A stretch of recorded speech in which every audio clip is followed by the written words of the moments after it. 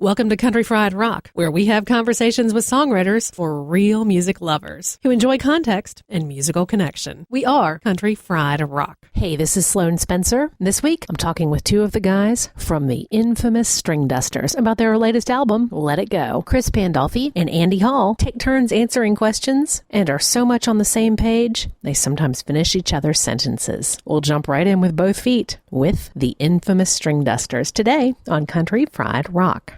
My guests today are Chris Pandolfi and Andy Hall from the Infamous Stringdusters. They have a brand new record. Let It Go is out now. Welcome.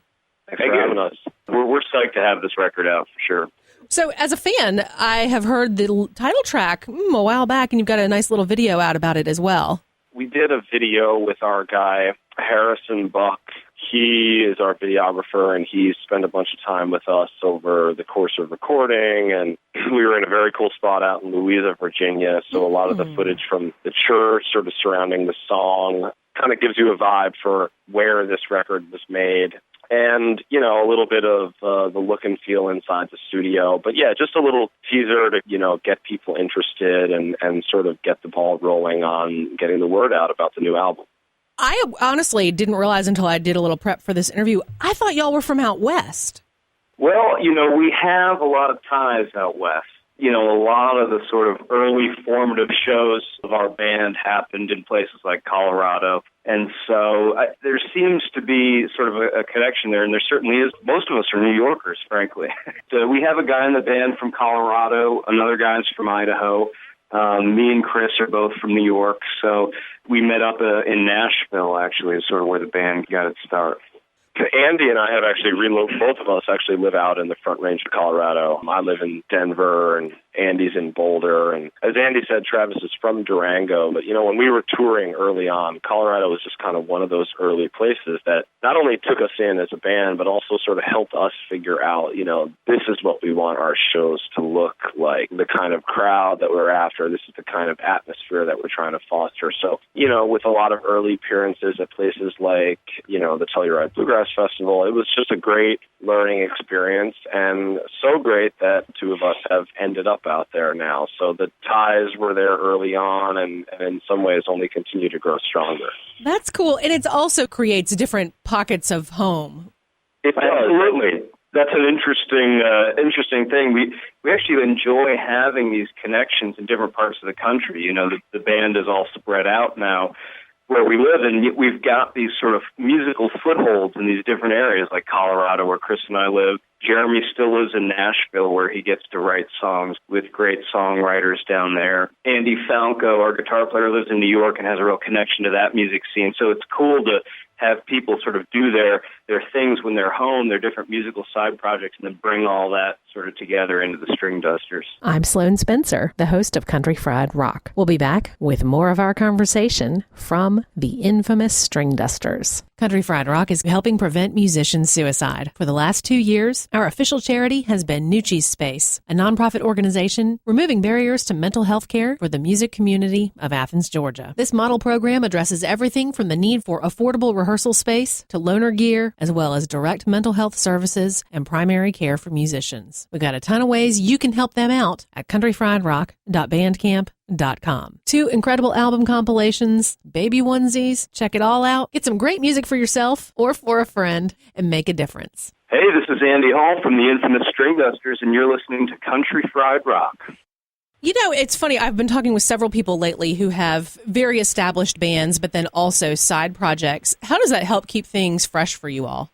Side projects has always been a very natural thing for us because we really pride ourselves on being a band. You know, when we came together early on, we were all in many ways equals with different areas of experience, and there was no clear-cut leader, and that continues today. We just try to foster this very democratic environment, and it's a real collection of 5 very individual voices. So even from the very early going, guys had some different modes of expression that they would seek out outside the band. You know, the band, I think, does satisfy most outlets sometimes, but there are also things that, you know, you want to stretch out and do your own thing. And now there's actually talk of maybe going on tour and having each show opened by an individual, because we, all five of us, do have other mode of expression. And side project is just something that keeps it fresh. We do spend so much time working and touring together that to go off and do something that's completely your own, one person's vision as opposed to this distilled vision of five, can be really satisfying and, like you say, something that really sort of keeps it fresh. One of the things that stands out to me from the shows that I have seen, and as I said at the beginning, I've only seen you all in a festival situation, but you seem to have a different approach to improvisation within your bluegrass-ish music than perhaps other bands that people would think of as like jamgrass. Yeah, that's probably true, and hopefully that's a good thing. I think that comes from sort of our backgrounds, A lot of us grew up listening to jam band type music, and so had a lot of that improvisational feel to our music. But, we all have spent a lot of time sort of honing in the bluegrass foundation and tradition, which has its own style of musicality and improvisation. There's definitely like a language there in the bluegrass sort of tradition. And so one thing that hopefully sets us apart is not only do we have this free jam band style of group improvisation, but we've all spent years fine-tuning the language and style of real bluegrass. Mm-hmm. And mixing those two together is something that I don't seem to hear too much of. That's something that we've tried to really consciously cultivate and sort of merge those two things. And I think the merging of all the experience we have with playing bluegrass music to all the influence we get from our jam band individual roots comes together to make something unique in the Stringdusters sound. But to bring that language in more from the fan perspective, so that each instrument has its own solo opportunity, but it doesn't totally go off into like free jazz. There's a structure to that.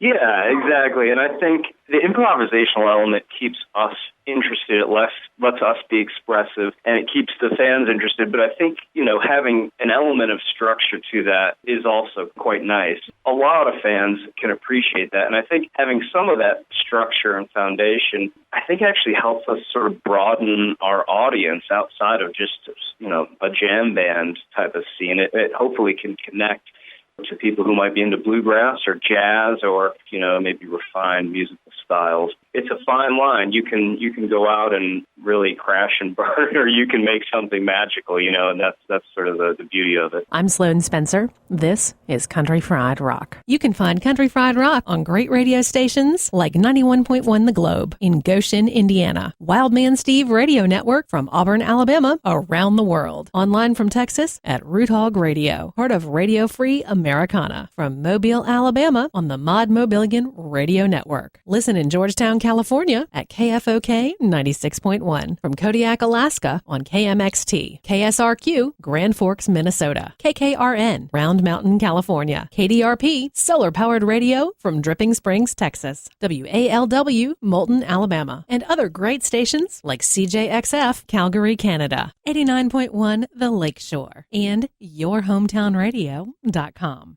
Hey, this is Andy Hall from the Infamous Stringdusters, and our new album, Let It Go, is available on our website at thestringdusters.com. Do songs tend to develop from improv, or does it work the other direction?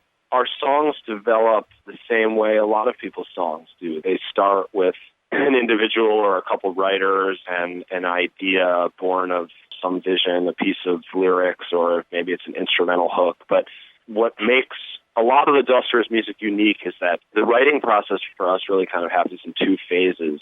First is the writing, but then is a second really important step where we arrange the music for our band. And that's something that we spend a lot of time working on, and where things sort of become essentially Stringduster. We share all of our writing credits, so the songs that go on our albums are co-writes between all of us and then the occasional outside writer. And a lot of that is because the hard work is done in that process of figuring out how are these five instruments and five voices going to recreate this music. It's not reinventing the wheel in terms of the raw writing process, but that step of making it our own. I feel like, especially with Let It Go, the new album, trying to just connect those dots between how much weight we now put on songcraft combined with, all these things that Andy was just saying about we're a string band that actually comes from the bluegrass world. So we pride ourselves on this high level of playing and, have been around so many great players over the years that the writing is one part, but the incorporating all the playing, the chops and the arranging, and then how to have a meaningful section where a solo can evolve during a show. And then, we're out on tour so many days a year that we get to see these things evolve. And, we just have a sort of running conversation about the music and how can we always be improving and getting better. And again, like Andy says, a lot of it is to keep it fresh for us, but it's also for the fans. We do so many shows. So it's a process that sort of feeds itself over time and things, hopefully will always evolve. Do the songs then get fully realized live before they're recorded? That's pretty much what happened with Let It Go. Like Chris said, this process of sort of an individual maybe writing the basic elements of the song and then bringing it to the Stringdusters and it getting made into this Stringduster music is an evolving process. And we sort of realized that, in the past we would record a record and then afterwards the songs would sort of get fine-tuned live, and we would figure out actually more things that worked better for the song. And we would listen back to the recording and say, geez, I wish we had all this new stuff we figured out on the recorded version. So we did the opposite this time and did really vet these songs live. As soon as they were written, we started working on them, started playing them live. And when you play a song live, you really see what's working and what doesn't. When you're playing it in a room, it's hard to tell. We all have our opinions, and we come to a consensus that maybe this sounds good. But when you see crowds react or not react, that really gives you so much information. Because like Chris said, we're doing this for ourselves, but also for the fans. The point is to have these songs connect with people, and so being able to see how the crowd reacts and then take the song back into the sort of rehearsal space and say, okay, that worked or that didn't work, and do some fine-tuning is awesome. And we did that with this record. And, and also that as a singer, myself, I know that I learn how to sing these songs live. I may write the melody at home or whatever and have that, but when you sing them live and sing them over and over and over again, you really develop how to sing the song. And for me, that takes time, and I think everybody refines that over time. And so it was great to have that opportunity to play the songs live, figure out just how to tweak the melody, how to sing it, how to have the arrangement work, and then put all that fine-tuned stuff into the recording was great. And also, it made the recording process really natural. We knew these songs so well, and we could do takes and just get the best, best possible take we could get of each song. So it was fun to do it that way. Did anyone help you all translate that? Because, recording and live are not the same. We self-produced this album, and we had a great engineer, Stuart Myers, and Chris Coip, the owner of the studio, was on hand for a lot of assistance in both the engineering and sort of production realms. But after 5 albums in here, and we've tried a lot of things and different configurations in the studio and been lucky to work with some absolutely awesome producers over the years. In the course of that conversation, we just realized that, it's like we were saying earlier about the 5 solo projects, it's like we've got artists here who all have a very distinct voice and lots of, strong opinions about music. But we've also, over the years, the 5 of us developed this amazing ability to work together and trust each other on the decision making, because we certainly don't always agree. But we do always agree that the other guy can have an opinion that's right. It doesn't always have to be yours. So we try to make all that the hallmark of our process. And for this album, we're just thinking, do we really need someone else to come in? Why don't we just take this thing that we've honed over the years and do the best of the best of that process? And so that was what we did. We did all the pre-production ourselves, and then we went into the studio and we produced it ourselves. And now and then we would solicit some outside advice, but for the most part, this is the collective vision of the Stringdusters, and I think in some way distilled and more authentically us than ever before. Hey, this is Chris Pandolfi. I'm the banjo player with the Infamous Stringdusters, and you guys can check us out at thestringdusters.com. Country Fried Rock is helping prevent musician suicide. For the last 2 years, our official charity has been Nucci's Space, a nonprofit organization removing barriers to mental health care for the music community of Athens, Georgia. This model program addresses everything from the need for affordable rehearsal space to loaner gear, as well as direct mental health services and primary care for musicians. We've got a ton of ways you can help them out at countryfriedrock.bandcamp.com. 2 incredible album compilations, baby onesies, check it all out. Get some great music for yourself or for a friend and make a difference. I'm Sloan Spencer. You're listening to Country Fried Rock. Join us as we return to our conversation with the infamous Stringdusters. Working with producers, you definitely learn a lot, and some of what you learn is how producers can really be a little heavy-handed sometimes, and and you learn that the song and the sound of the band, at least for us, is the main thing, and you don't want to interfere with that. In the past, we've experimented with adding a wide variety of other instruments, other sounds, sometimes drums, things like that, and we realized what we loved about the Stringdusters for this record is that the sound of these 5 instruments together and our 5 singing voices. And there was a lot there, and that we didn't really need to add a ton else. What we needed to do was use that arranging process and songwriting process and let the songs really stand strong in the sound of this basic 5-piece string band. And just to really do the pre-production and the live playing of the songs in advance gets everything honed for the studio, and then just capturing that performance of a great song.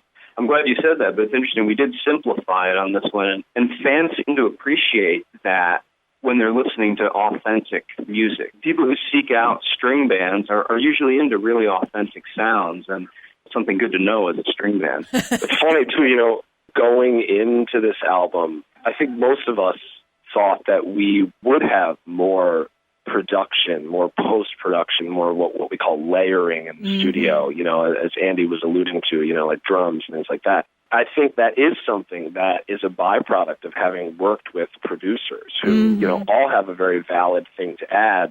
Our heads were in this area of, okay, let's make this great album, and then let's, make it something unique because it's the studio and it's not the stage, and what can you do in the studio that you can't do on the stage? And then we got in there, and it was our inclination as a band to put all of the focus sort of shifted onto just the straight-up performances of the songs. And that was the real revelation of this album. And, it's been mentioned several times already, but it was a revelation to us on the spot, because what ended up happening was we had these takes, and we just were sitting there in the control room, as producers, the 5 of us, saying, do we really need to add anything to this song? As someone who's probably on the more modern end of the spectrum of influences that define, who we are in our sound, even I was sitting there thinking, absolutely not. I mean, this music is real, and if it touches you, and if it gives you that feeling, and the last thing that you want to do is start tinkering with it and adding and subtracting. And so it was a great place to be, because, that's just something that we had to sort of realize for ourselves, and in the studio working with producers, and you've got all these tricks and bells and whistles, but really there simply is no substitute for the performance. And, we've been a band for going on 10 years now, and it just goes to show you that you continue to learn and you continue to evolve, and that's just where our heads were at when we were doing Let It Go. As we started out talking, you all are known for your live performances. Obviously, you're on the road pretty much all the time, and festivals are a huge part of that. What do you have lined up? We've got some festivals coming up this summer. One of our cool things that we do every year is we have sort of specific tours that happen at different points in the year. Like in the winter, we'll do like a ski tour where we get to play ski towns and actually ski with fans and do that kind of thing. Well, in the summer coming up, we've got our river tour. We're making videos for a lot of these songs. We've got the Festy coming up in the fall, which is our own festival that we curate. So we got a lot of cool stuff going on. But right now, it's the album release tour. We're heading out west. Super psyched about that. How hands-on are you in selecting the other artists on the bill? That's our main role in planning the Festy, curating the music and just sort of curating the general atmosphere of the event. Like a lot of things that the Stringdusters do, when we went into this, we simply had no idea what we were doing. But it was good of us instinctually. I think, our bass player especially kind of led the charge in saying, let's just do this. And, with already too many things on the calendar to really do well, we added one more that ended up becoming probably the biggest. But it's become such an awesome, special weekend for us in terms of bringing together this community of fans and musicians to create something that, as a band, as the year goes along, you're looking for excuses to reach out to the world and say, this is who we are. A new album would be the best example of that. And the Festy has given us this thing every year where it gives us a chance to say to people, this is what we do. And it brings together a really eclectic range of bands. It brings together great music fans from all over the country. And, it's an experience that's very unique and incorporating a lot of these outdoor marketing partnerships that we have with people like Clean Canteen, Keen Shoes, Osprey, some of these different brands that we're working with, so they get to put their energy and excitement into it. And of course, it's an outdoor camping event with a 5K and a rock climbing wall and a bike race and trails there on the ground, lots of great craft brews. So it's just been a really special thing for us to not only enjoy as a band, because of course that's our quintessential kind of home turf gig now, but also just to give to the fans, be in one place for 4 days and enjoy each other and sort of reap this thing that we're building. So we've loved the Festy, and absolutely can't wait for number 5, which is coming up this fall. Yeah, it's also fun for us and enriching we have to find the bands, and we try to make it unique every year. So it's really fun throughout the year to be seeking out bands and hearing new music, and it really encourages us to be listening to what else is out there, and that's one of my favorite parts about it is just the act of finding these bands, trying to find new bands to show to our fans, hey, check this out, or a band that maybe we toured with that year that we thought was awesome. It's so fun to find. It's a great opportunity to just find new music, or bring just different styles of bands that you would have never thought would be together to an event. So yeah, that element of just the curation of it is so fun, and we're right in the thick of that right now. Cool. As you have been on the road over the last many, many years, who's caught your ear that might not be on people's radars? We just finished a tour with a great band from the Northwest called Fruition. Oh yeah, I know them. Great band, great people, great music, and we're just about to go on the next leg with a band that I personally am super excited about, and they're called the Boston Boys. Ooh, I don't know them. Just a great band. Their main songwriter, Eric Robertson, he's a mandolin player, so of course we're all crossing paths in the bluegrass world for the last few years, and now he's struck out and done more sort of an electric band. But as Andy said, being sort of chief curator for the Festy puts you on watch for great bands. Right. And, one of the sure paths into that is to come out on the tour and open for us. And that's because creating a personal relationship with these people is really an important part of the equation, too. A lot of these bands that are coming to Festy year after year, these are our friends. These are people that we know. These are people that we want to share with the world. And I would certainly put Fruition and Boston Boys in that category, both awesome bands. Very cool. I hung out with Fruition at this great little bitty festival in South Carolina here called Albino Skunk Fest. We know that one.